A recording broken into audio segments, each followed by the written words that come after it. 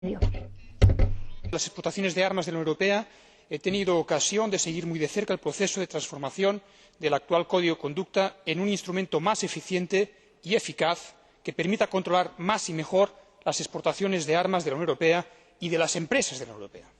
Sin embargo, y a pesar de que el trabajo técnico elaborado por el COARM hace ya tiempo que está hecho, seguimos sin comprender, y se ha dicho por parte de mis colegas, por qué el Consejo se resiste a adoptar la posición común que permitiría convertir el actual Código en un instrumento jurídicamente vinculante.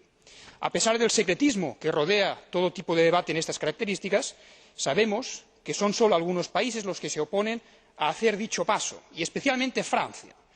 quien, al parecer, vincula dicha decisión a que se levante el embargo de armas a China.